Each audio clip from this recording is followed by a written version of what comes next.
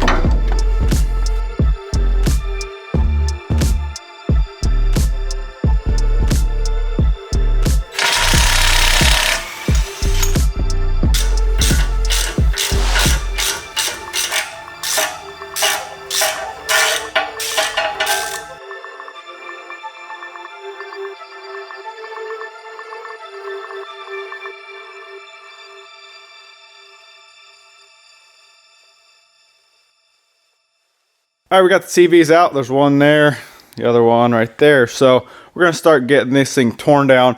These are really easy to take apart. To get this apart, all you really gotta do is pull this one boot off, and this whole half slides off of the shaft. And then there's the little tulip or whatever you call it with a circlip. You just take that clip or that snap ring off, pound that off, and we can put the boots on and off. So we shouldn't even have to take this side of the axle apart. We should be able to just cut these clamps, slide that boot all the way off, and slide the new one on the inner, and then we'll do the outer. So one thing you do have to do before you take it apart is mark the relationship between this end and the shaft, or we could even do anywhere really, because we're not taking this apart. We just want to make sure when we get this back together, we get that aligned with the shaft the way it was when we took it apart. So I'm gonna clean this up, put a little paint mark on there, and probably just put a little paint mark on there. Then when we put it back together, we just make sure those two are lined up, and we'll just slide it back together. So let's get after it, get this thing torn apart, get the new boots on.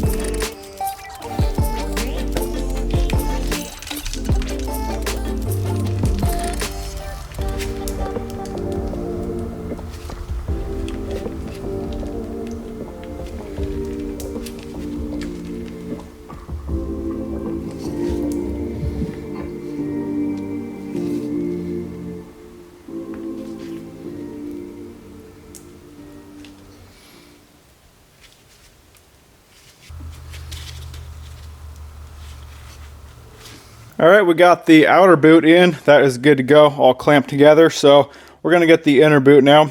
And what I'm gonna do is, they call it the CV boot stretch mod. So usually your CV boot will lock this little groove on that right into this area here. But what we're gonna do is take this lip. This is basically the lip off the old boot like that. That's actually what was broken off. So what we're gonna do is take the boot, the new boot, slide it on in place, and then we'll take this piece, slide it right where it clips in to the factory location on the shaft. But then this new boot will basically sit right about like that, probably about a ½ inch farther out on the shaft. And we're gonna have to figure out a way to clamp this on there. I'll probably just use wire and wrap it up real good, tie it with some wire, just so it doesn't slide off at all. But there is the grooves in the shaft and the lip in the boot, so we should be good to go there. But we'll slide the boot on, get the clamp on, and it'll clamp on this surface here. So we shouldn't have any leaks. We should be good. A lot of people do it this way. So that's what we're gonna do. Get the boot on, stretch it out, fill up the inside with grease, and should be good to go on this axle.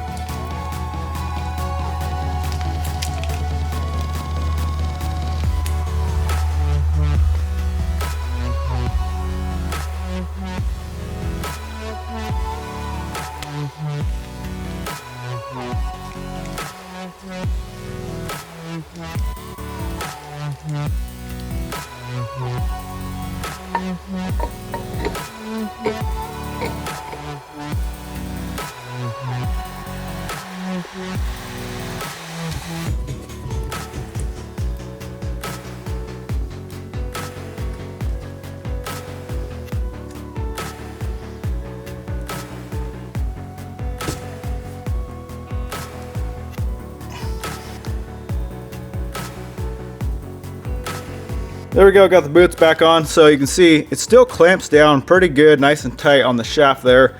And you can get a lot more travel out of this boot without it rubbing. Right there is way more than it needs, and it's still not even touching. So we should be good to go on that one. Let's tear the other shaft apart, get that thing swapped out, and then we can start working on ball joints.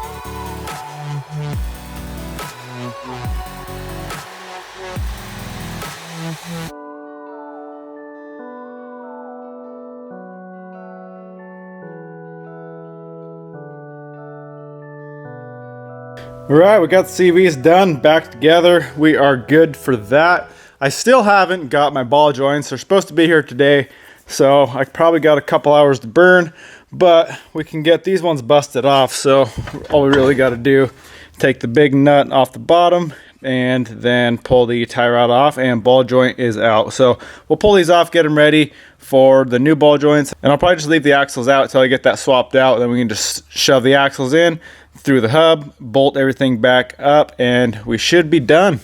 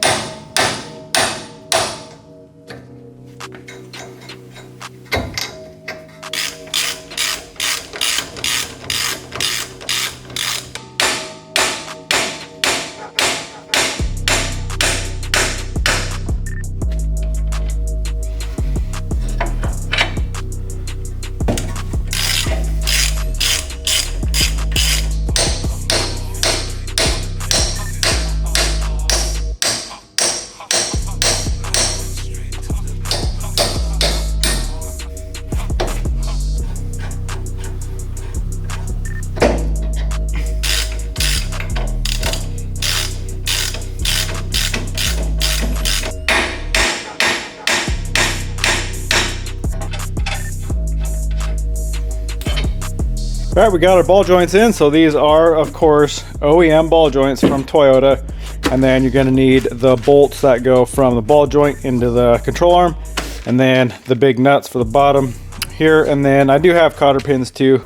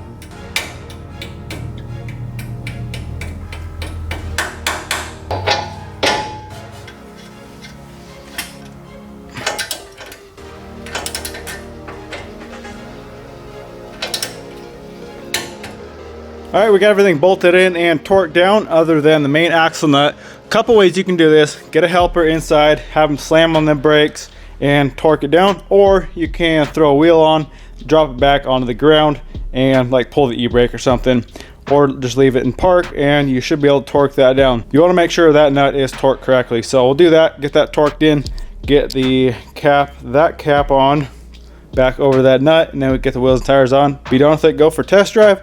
Make sure everything is working like it should.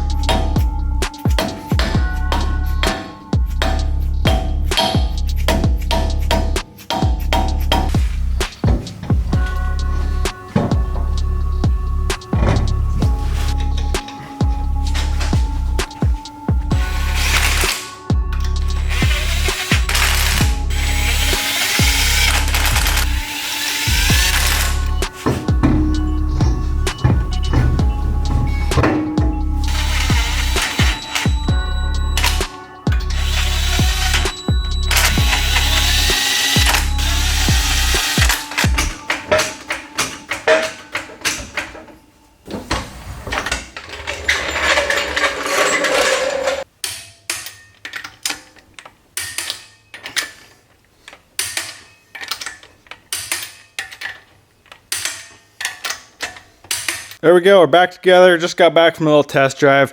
Let that front end settle back down, and I want to show you guys what that boot mod does when you stretch those out. There's quite a bit of room between those ribs where they would usually rub against each other, and after enough rubbing, they end up rubbing straight through and breaking another boot. So we are good to go. Thing drives like new.